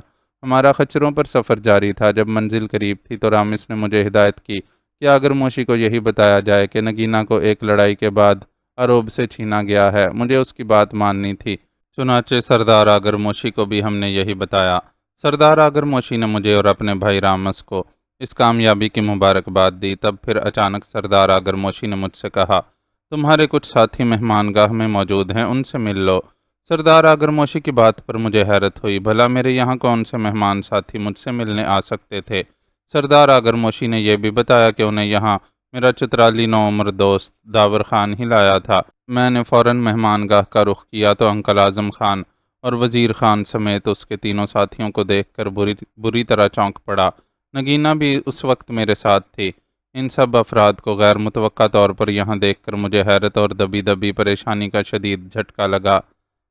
رامس بھی ہمارے پیچھے پیچھے وہیں چلا آیا تھا۔ نادر بیٹے، کیسے ہو تم؟ انکل اعظم خان یہ کہہ کر میری طرف لپکے، پھر نگینہ کو بخیریت پا کر اس کے سر پر دستے شفقت رکھتے ہوئے اس کی بھی خیر خیریت پوچھی۔ ازروئے اخلاق میں وزیر خان سے بھی ملا۔ انکل اعظم خان نے مجھے بتایا کہ انہیں سردار آگرموشی نے سارے حالات سے آگاہ کر دیا تھا کہ میں اور رامس کس مقصد کے لیے اور کہاں گئے تھے۔ یوں اب خاصی حد تک وزیر خان کی غلط فہمی بھی دور ہو گئی اور نگینہ کو بھی انہوں نے دیکھ لیا تھا، اور میں نے اسے بتا دیا کہ یہی وہ میری ساتھی تھی جس کی تلاش میں مجھے یہاں پہنچنے کی اس قدر جلدی تھی۔ انکل اعظم خان نے مجھے وزیر خان سے متعلق یہ بھی بتایا کہ جب میں نے انہیں سردار زوراور خان کے بیٹے شہزور کے قتل کے معاملے پر یہاں آنے سے قبل آگاہ کیا تھا تو انہوں نے فوری طور پر یہ دانشمندانہ اقدام اٹھایا تھا کہ اپنے چند ذمہ دار افسر دوستوں کے ساتھ مکشپور کے سردار زوراور خان سے ملاقات کی، اپنی بات کی سچائی ثابت کرنے اور ہماری مدد کی خاطر یہاں کا رخ کیا تھا۔ رامس وہاں موجود تھا اور بڑے غور سے ہماری باتیں سن رہا تھا۔ آروب اور سنکھال کے متعلق لرزہ خیز واقعے کے بارے میں سن کر وہ کچھ پریشان سا نظر آنے لگا تھا، اور وہ کیوں پریشان ہو گیا تھا اس کا بھی مجھے ادراک تھا۔ میں نے ایک نظر رامس پر ڈالی، در حقیقت مجھے اس کی یہاں آمد ناگوار ہی گزری تھی۔ بالآخر وزیر خان نے میری طرف دیکھ کر کہا، سنکھال کو ہم کسی صورت بھی معاف نہیں کر سکتے اور اسے ہم پکڑ کر اپنے سردار کے سامنے پیش کریں گے۔ یقیناً ہماری بھتیجی شہزادی اس قاتل سنکھال کو پہچان لے گی۔ اس کی تصدیق کے بعد ہی ہمارا اور تمہارا معاملہ ختم ہو سکتا ہے۔ اس کی بات ایک حد تک درست ہی تھی، اور میں خود بھی یہی چاہتا تھا کہ سنکھال کو زندہ پکڑ کر ان کے سپرد کر دوں، اور یہ اچھا ہی ہوا تھا کہ اب وزیر خان بھی انکل اعظم خان کے ساتھ یہاں آ گیا تھا۔ اتفاق تھا کہ ان لوگوں نے اسی ہوٹل میں رہائش اختیار کی ہوئی تھی جہاں میں نے بھی اپنے لیے کمرہ بک کروا رکھا تھا۔ میں نے جواباً وزیر خان کی طرف دیکھ کر کہا، میں خود بھی یہی چاہتا ہوں، اس لیے میں نے تمہارے بھتیجے کے قاتل سنکھال کو اپنی نظروں میں رکھا ہوا ہے۔ لیکن اچانک انکل اعظم خان نے درمیان میں مداخلت کرتے ہوئے مجھے ٹوکا، نادر بیٹے، مجھے بات کرنے دو۔ پھر وہ وزیر خان سے مخاطب ہو کر انتہائی متانت سے بولے، دیکھو وزیر خان، تمہیں اب تک سچائی کا اندازہ ہو ہی چکا ہوگا۔ تمہارے بھتیجے شہزور کا قاتل سنکھال اس وادی میں موجود ہے، مگر اب اسے پکڑنا ہماری ذمہ داری نہیں ہے، یہ کام تمہیں خود نمٹانا ہوگا۔ جواباً وزیر خان نے انکل اعظم خان کی طرف دیکھ کر کہا، سنکھال کو ہم پہچانتے نہیں، اسے ہم کیسے اپنی گرفت میں لے سکتے ہیں؟ اس کی نشاندہی بھی نادر ہی کو کرنا ہوگی، لیکن یہ ایک غیر مشروط مدد تصور کی جائے گی۔ انکل اعظم خان نے باروب لہجے میں وزیر خان سے کہا تو اس نے کچھ سوچ کر اس بات میں اپنا سر ہلا دیا۔ اچانک رامس اٹھ کر وہاں سے چلا گیا۔ اس کے جاتے ہی میں نے فوری طور پر انکل اعظم خان اور وزیر خان کو روانہ ہونے کا مشورہ دیا۔ یہاں آج رات کیا ہونے والا تھا اس کا میرے اور رامس کے سوا کسی کو علم نہ تھا، اس لیے میں نے یہاں سے نکل کر اپنے ہوٹل میں جانے کو ترجیح دی۔ یہاں کھل کر میں انکل اعظم وغیرہ سے بھی بات نہیں کر سکتا تھا، یوں بھی میں ہوٹل جا کر تنہائی پاتے ہی انکل اعظم خان سے چند مشورے بھی کرنا چاہتا تھا۔ کبھی میرے جی میں آتا کہ اسی وقت جا کر سردار آگرموشی کو آج کی رات اس کے خلاف ہونے والی بغاوت کے بارے میں آگاہ کر ڈالوں، مگر پھر رامس کے ساتھ کیے گئے معاہدے کا خیال آتا تو اپنا ارادہ بدلنا پڑتا۔ ہم نے جب سردار آگرموشی سے جانے کی اجازت طلب کی تو اس نے انکار کر دیا۔ رات کے کھانے کے ساتھ اس نے وہ رات بھی مہمان خانے میں گزارنے پر اصرار کیا، مگر میں جانتا تھا کہ آج رات کیا ہونے والا ہے، اس لیے میں نے مزید وہاں رکنے سے انکار کر دیا اور انتہائی معذرت کے ساتھ کچھ ضروری گزارشات کر کے اسے قائل کر لیا۔ البتہ رامس جانے کیوں ہمارے وہاں سے جانے پر شدید متذبذب نظر آ رہا تھا۔ صاف عیاں تھا کہ ہمارے بالخصوص میرے اور نگینہ کے وہاں سے جانے پر قطعی تیار نہ تھا۔ اس بات پر میں اندر سے ذرا دہل گیا تھا، تاہم جب ہم گاڑی میں سوار ہونے لگے، گاڑی چترال سے کرائے پر لی گئی تھی، تو رامس نے مجھ سے پوچھا، میرا خیال ہے اب تو تم لوگ ادھر ہی رہو گے ہوٹل میں؟ ہاں، کیونکہ سنکھال والا معاملہ بھی تمہارے علم میں آ ہی چکا ہے، وہ بھی نمٹانا پڑے گا۔ میں نے دانستہ سنکھال والے معاملے کا ذکر کیا تھا۔ اس وقت سب لوگ جیپ میں سوار ہو چکے تھے، جیپ کا ڈرائیور بھی موجود تھا، صرف میں اور رامس کھڑے باتیں کر رہے تھے۔ سردار آگر موشی ہمیں رخصت کر کے جا چکا تھا۔ میں تم سے ملنے ہوٹل آؤں گا، پھر اس سلسلے میں مزید بات ہوگی، مگر تم مجھ سے ملے بغیر وادی سے نہ نکلنا، یہ کہہ کر وہ چلا گیا۔ مجھے اس کی اس بات نے ایک بار پھر تشویش میں مبتلا کر دیا۔ مجھے دال میں کچھ کالا نظر آ رہا تھا۔ بہرطور جیپ میں سوار ہو گیا۔ ہم اپنے ہوٹل میں آ گئے۔ انکل اعظم خان نے 2 کمرے لے رکھے تھے۔ میں نے وزیر خان کو صبح تک کے لیے ٹال دیا اور پھر نگینہ کے ساتھ انکل اعظم خان کو بھی لیے اپنے کمرے میں آ گیا۔ کمرے کا دروازہ اچھی طرح بند کیا، پھر میں اور انکل اعظم خان موجودہ صورتحال پر تبادلہ خیال کرنے کے لیے سر جوڑ کر بیٹھ گئے۔ میں نے انہیں رامس کی باتوں سے آگاہ کر دیا۔ تم نے بہت بڑی بے وقوفی کی ہے نادر بیٹے، پوری بات جاننے کے بعد انہوں نے تشویش زدہ لہجے میں کہا۔ مجھے ایسا لگتا ہے کہ رامس اور عامل آروب نہ صرف سردار آگر موشی کے خلاف بلکہ تمہارے خلاف بھی ضرور کوئی گہری چال چلنا چاہتے ہیں۔ یہ تو تمہاری اور نگینہ کی خوش قسمتی تھی کہ ایسے موقع میں جب رامس کے اقتدار حاصل کرنے والے معاملے پر زد پڑتی تھی تو اس نے کسی طرح عامل آروب کو بھی اس معاہدے کے لیے سر دست قائل کر لیا کہ وہ نگینہ کو رہا کر دے۔ اگر وہ ایسا نہ کرتا تو سردار آگر موشی بغاوت سے پہلے ہی عامل آروب پر لشکر کشی کر دیتا۔ نگینہ والے مسئلے کی وجہ سے نہ صرف رامس بلکہ عامل آروب کو بھی اپنے لیے خطرہ محسوس ہوا تھا، اور اس کی بڑی وجہ یہ تھی کہ تم نے عامل آروب کے سپہ سالار بوغا کو موت کے گھاٹ اتار ڈالا، جس کے باعث عامل آروب کی کمر ہی ٹوٹ گئی۔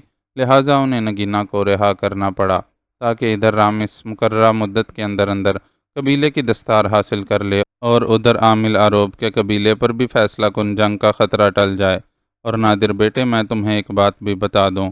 اتنا کہہ کر انکل اعظم خان نے تھوڑا توقف کیا، پھر بولے، اگر رامس کی یہ بغاوت کامیابی سے ہمکنار ہو گئی تو ایک بار پھر تم اور نگینہ عامل آروب کے چنگل میں پھنس جاؤ گے۔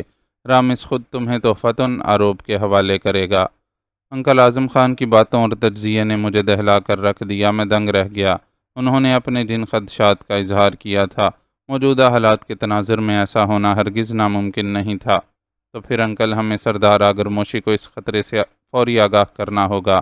ایسا کرنا ہمارے لیے بے حد ضروری ہے۔ انہوں نے تائیدی اور تاکیدی دونوں انداز میں کہا۔ تم پر ویسے بھی یہ اخلاقی ذمہ داری بنتی ہے۔ سردار آگر موشی بہرحال تمہارا محسن ہے، کم از کم اتنا ہی صحیح، جب تم زخمی تھے تو سردار آگر موشی نے ہی تمہاری مرہم پٹی کروائی تھی۔ باقی رہی یہ رامس کی قصہ کہانی، تو ان کے اندرونی معاملات میں ہمیں دخل اندازی نہیں کرنا چاہیے۔ تو پھر اب کیا کیا جائے؟ پانی تو سر سے گزر چکا۔ مجھے پہلی بار تشویش کا احساس ہوا۔ تم اسی وقت سردار آگر موشی سے ملنے کی کوشش کرو اور میں نگینہ کو لے کر یہاں سے نکل جاتا ہوں۔ وہ بولے، سردار آگر موشی کو آروب کے قبیلے پر لشکر کشی کرنے دو۔ آروب کی شکست سے ہمیں یہ فائدہ ہوگا کہ اس موذی سے ہمیشہ کے لیے جان چھوٹ جائے گی۔ اس کے ساتھ سنکھال بھی ہماری گرفت میں آ جائے گا، جسے ہم وزیر خان کے حوالے کر دیں گے۔ میں صبح تڑکے یہاں سے نگینہ کو لے کر روانہ ہو جاؤں گا۔ جاؤ، اب دیر مت کرو۔ ان کی باتوں سے میری رگوں میں خون کی گردش تیز ہو گئی، مگر نگینہ فوراً پریشان ہو گئی اور ساری شرم و حیا کو بالائے طاق رکھتے ہوئے میرا ہاتھ تھام کر تشویش زدہ لہجے میں بولی، نادر، میں تمہیں کہیں نہیں جانے دوں گی، تم بھی ہمارے ساتھ چلو۔ میں نے بڑی ملامت سے اسے سمجھاتے ہوئے کہا، نگینہ، حوصلہ رکھو، اللہ نے اب تک ہماری مدد کی ہے، آگے بھی وہ کرم نوازی فرمائے گا، تم میرے لیے دعا کرنا۔ نگینہ کی آنکھوں میں تشویش اور محبت دونوں کا تاثر تھا۔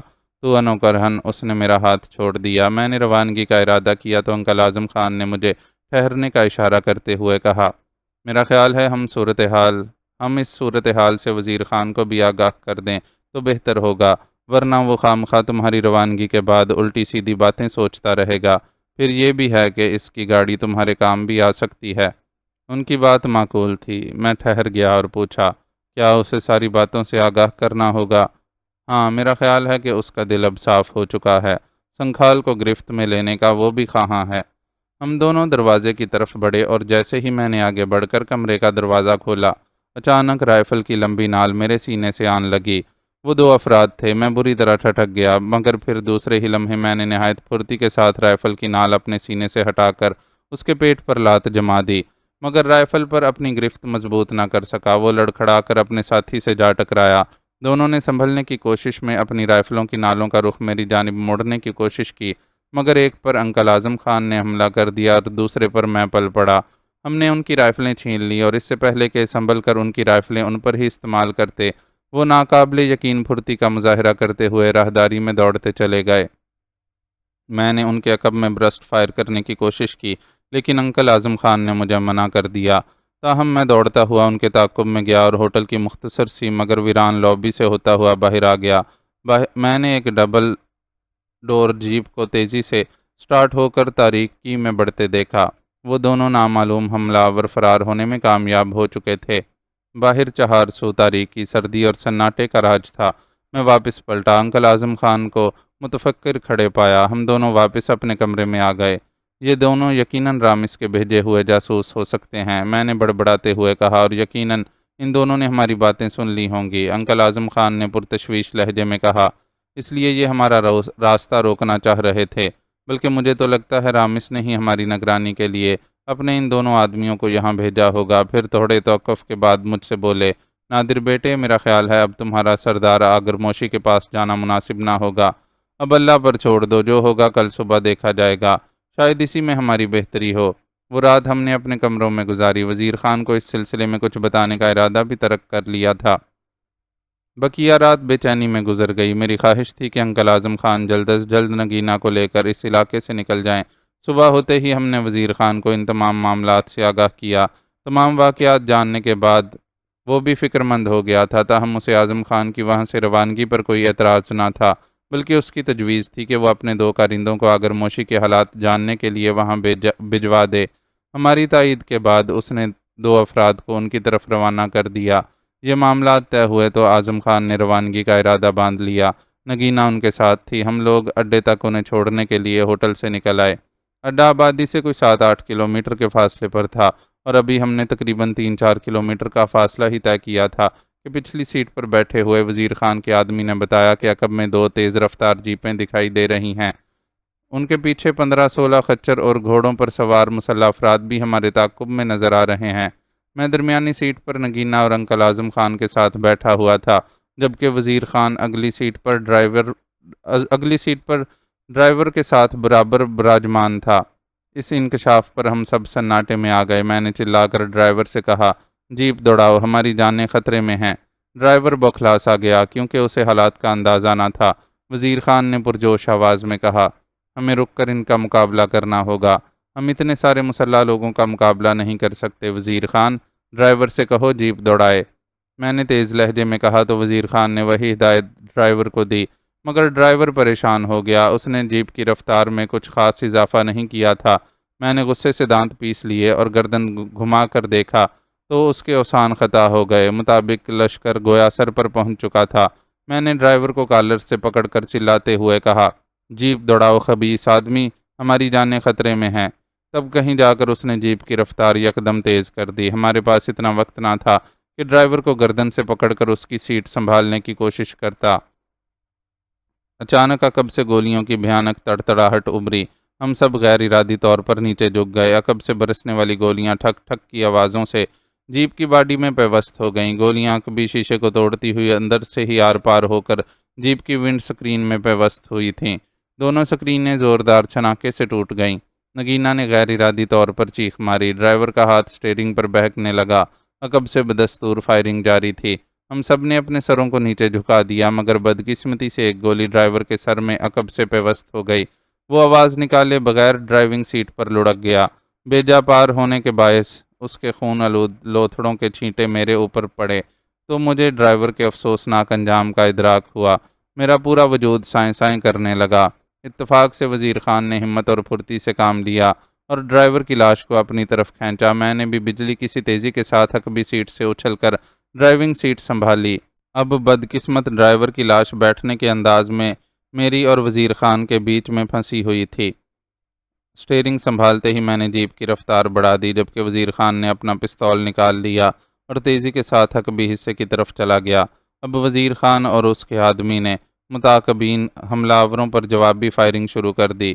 بعد میں انکل اعظم خان بھی اپنا پستول نکال کر اس جوابی فائرنگ میں شریک ہو گئے، جبکہ میں نے نگینہ کو سختی سے دونوں سیٹوں کے درمیان لیٹے رہنے کی تاکید کی تھی۔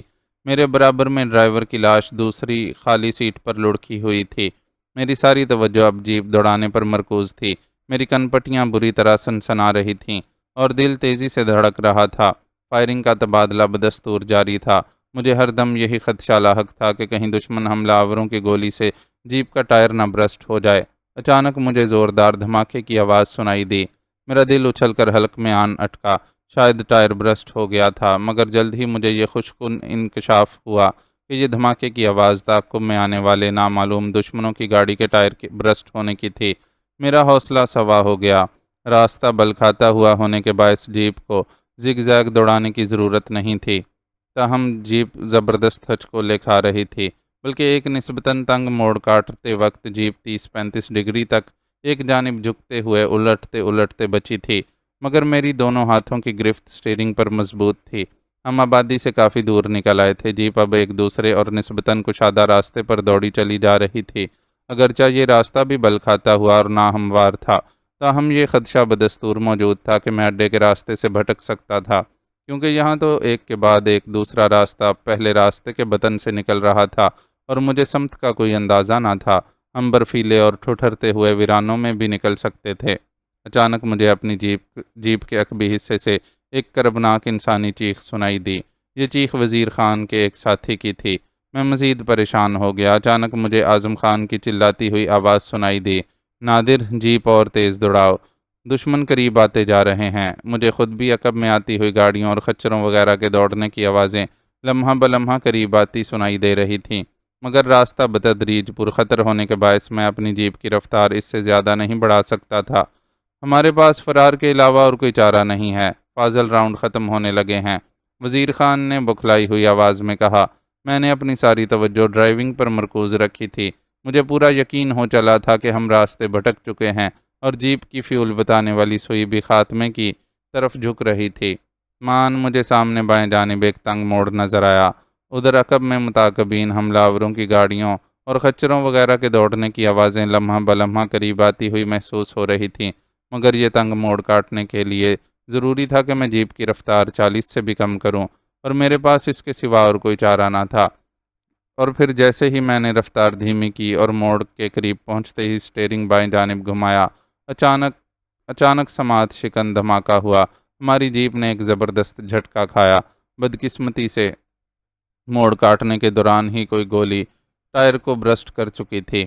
نتیجتاً جیپ الٹتے الٹتے بچی تھی۔ اگر میں فوراً بریک نہ لگا دیتا تو جیپ دائیں جانب گہری کھائی میں جا گرتی۔ چشم زدن میں دشمنوں نے ہمیں گھیر لیا۔ وزیر خان اور اعظم خان سرنڈر کر چکے تھے۔ میں نے بھی بے اختیار ایک گہری سانس خارج کر کے ہاتھ پاؤں ڈھیلے چھوڑ دیے۔ جیپ کا انجن بند ہو چکا تھا۔ اس کے بعد لہیم شہیم مسلح افراد نے ہم سب کو بے دردی کے ساتھ گھسیٹ کر باہر نکالا۔ ان سب کے چہرے پر خونخاری تھی، آنکھوں سے پرغیظ اور فاتحانہ چمک واضح تھی۔ نگینہ سہم کر میرے ساتھ آن لگی تھی۔ انہوں نے ہم سے کوئی بات نہ کی اور ہماری تلاشی لے کر نہتہ کرنے کے بعد گاڑیوں میں ڈال دیا گیا۔ ان لوگوں کے تیور اس قدر جارحانہ اور خطرناک نظر آ رہے تھے کہ ہمیں ان سے کچھ پوچھنے کا بھی موقع نہ ملا۔ نگینہ کی حالت زیادہ خراب تھی۔ اس نے جو ہی امریکہ سے پاکستان اسلام آباد ایئرپورٹ پر قدم رکھا تھا، نامساعد حالات کی ایک کے بعد ایک تڑابڑی کا شکار ہو کر رہ گئی تھی۔ مختصر سا قافلہ ہمیں لے کر روانہ ہوا، اور جب ہم سردار آگر موشی کے قبیلے میں داخل ہوا تو وہاں ہر طرف مجھے خانہ جنگی کا نقشہ نظر آیا۔ کئی خون آلود لاشیں ادھر ادھر بکھری ہوئی تھیں۔ دھوئیں اور گرد و غبار کے بادل اور بارود کی ناگوار سی بو پھیلی ہوئی تھی۔ مجھے یہ سمجھنے میں لمحہ بھر کی بھی دیر نہ لگی تھی کہ وہ کچھ ہو چکا تھا جس کی مجھے اور انکل اعظم خان کو توقع نہ تھی۔ مجھے یہی لگتا تھا کہ گزشتہ شب بغاوت کے دوران سردار آگر موشی کے جانثاروں نے اس بغاوت کو کچلنے کی پوری کوشش کی تھی، لیکن شاید وہ اپنی جانوں کا نذرانہ دینے کے باوجود بھی کامیاب نہ ہو سکے تھے۔ لیکن میرے لیے تشویش کی بات یہ تھی کہ اگر رامس اپنے مقصد میں کامیاب ہو بھی چکا تھا تو پھر اس نے اپنے ہواری ہمارے تعاقب میں کیوں روانہ کیے تھے؟ کیا انکل اعظم خان کے بدترین خدشات درست ثابت ہونے والے تھے؟ مکار اور شاطر رامس نے ہمیں اپنے مقصد کی خاطر استعمال کیا تھا، اور در حقیقت رامس نے میرے ساتھ نہیں بلکہ عامل آروپ کے ساتھ اصل معاہدہ کیا تھا۔ گویا اب اس طرح دونوں کے مقاصد پورے ہو چکے تھے۔ رامس ہمیں تحفے کی صورت میں عامل آروپ کے حوالے کرنا چاہتا تھا۔ ہمیں سردار آگر موشی کے درباری حجرے میں پیش کیا گیا تو وہاں نقشہ ہی بدلا ہوا تھا۔ رامس کو میں نے سردار آگر موشی کی تخت نما کرسی پر زرق برق لباس میں ملفوف براجمان پایا۔ اس کے سر پر سرداری کی سرخ دستار بھی نظر آ رہی تھی، جس میں سنہری تاروں سے ہیرے جواہرات جڑے ہوئے تھے۔ اس کے دائیں جانب کی نشست پر سردار آگر موشی کی فربہ اندام سرخ و سفید بیوی ناگاسی بھی موجود تھی۔ رامس بلکہ سردار رامس کے چہرے پر کروفر اور پرغرور تاثرات پھیلے ہوئے تھے۔ ہمیں اس کے سامنے پیش کر دیا گیا۔ رامس، یہ کیا حرکت ہے؟ تم نے ہمارے ساتھ معاہدہ کیا تھا، پھر یہ سب کیا ہے؟ میں نے رامس کے چہرے پر نظریں مرکوز کرتے ہوئے بلند لہجے میں اسے مخاطب کر کے کہا۔ اس کی آنکھوں میں مکارانہ جھلک اور ہونٹوں پر بڑی مکروہ مسکراہٹ ابھری۔ پھر وہ حقارت سے اور گنجیلی آواز میں بولا، بددیانتی کی ابتدا تم نے کی تھی نادر۔ اس رات میرے دونوں آدمیوں نے ہوٹل میں تمہاری گفتگو سن لی تھی۔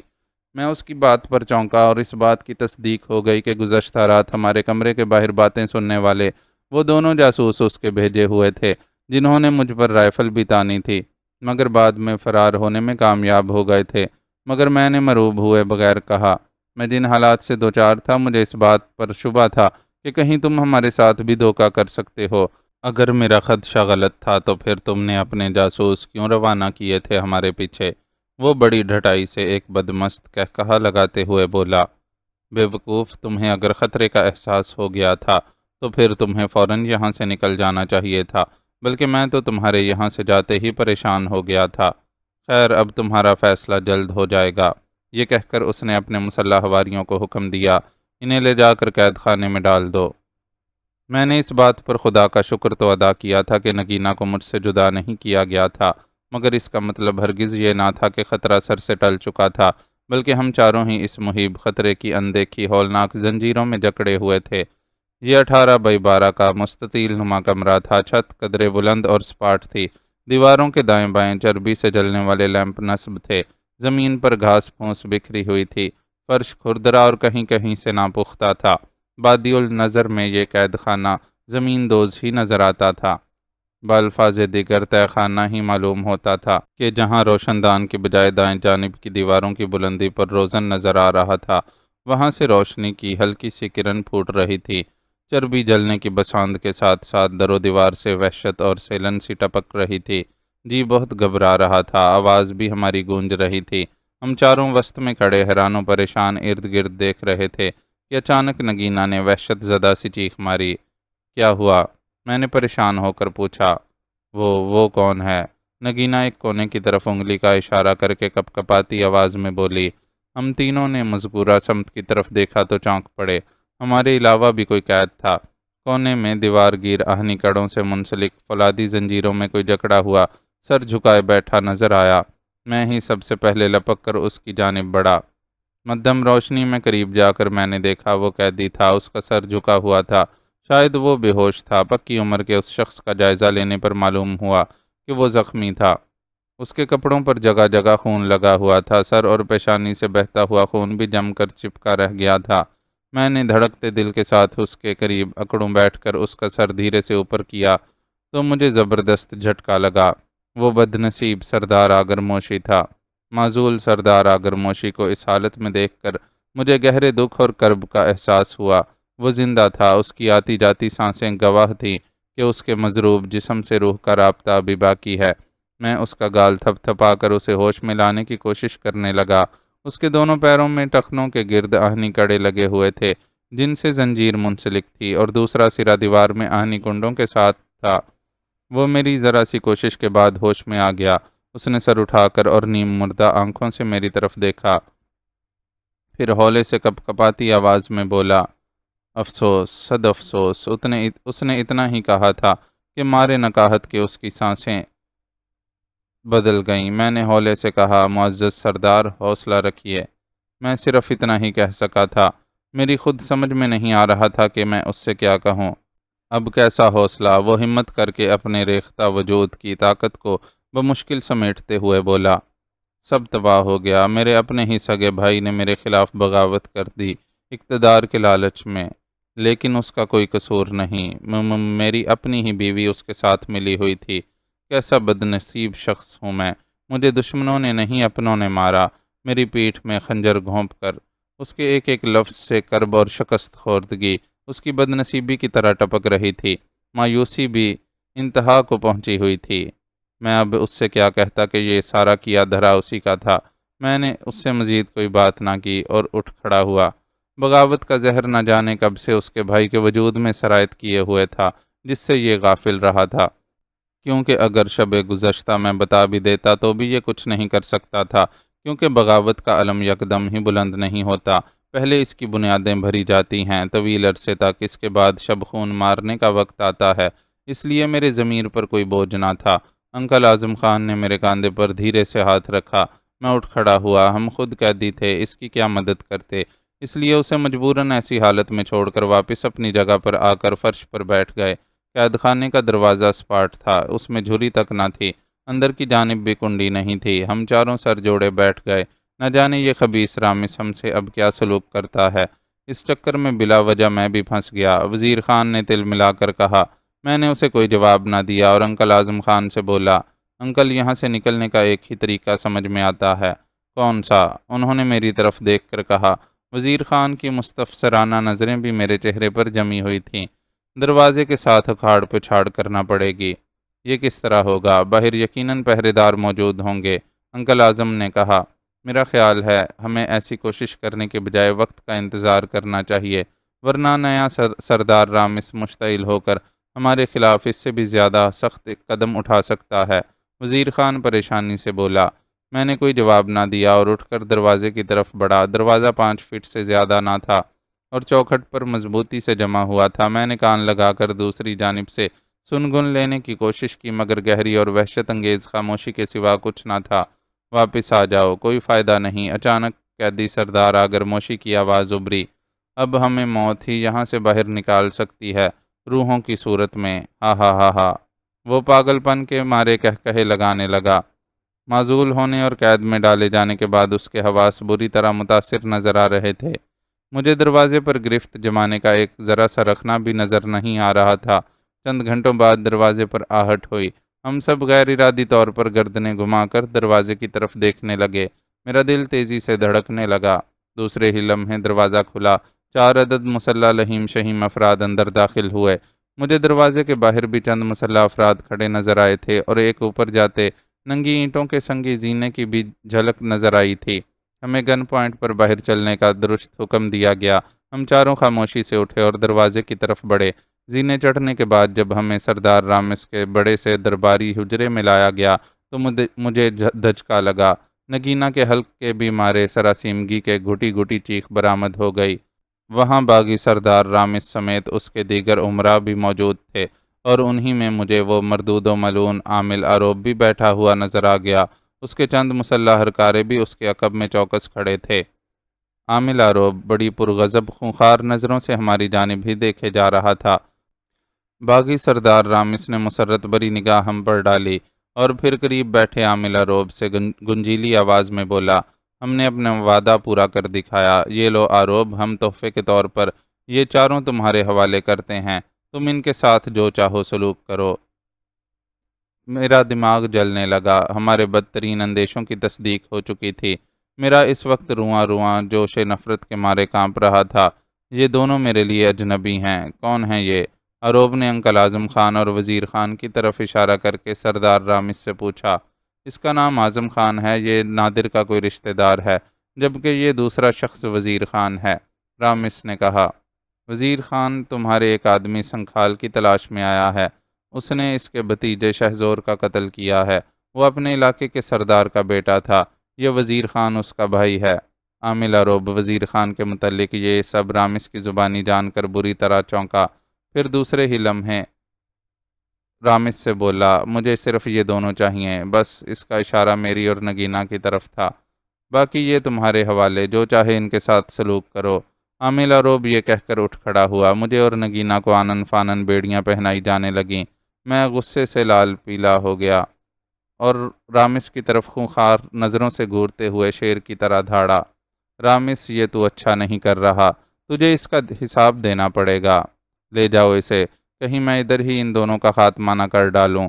رامس نے شعلہ بار نظروں سے میری طرف گھور کر عاملہ روب سے کہا۔ عاملہ روب کے 5-6 مسلح ہرکاروں نے مجھے اور نگینہ کو بازوؤں سے پکڑا اور نہایت بے دردی کے ساتھ گھسیٹتے ہوئے لے گئے۔ باہر 3-4 جیپیں کھڑی تھیں، کچھ مسلح افراد خچروں اور گھوڑوں سمیت کھڑے تھے۔ ان کے مخصوص ہولیوں سے اندازہ ہوتا تھا کہ یہ سب عامل اروب کے ہرکارے ہی تھے۔ ایک بڑی سی بگی کھڑی تھی جس میں 4 تنومند خچر جتے ہوئے تھے۔ عامل اروب کو میں نے اسی بگی میں سوار ہوتے دیکھا۔ اس نے بغور اطراف میں نگاہ ڈالی۔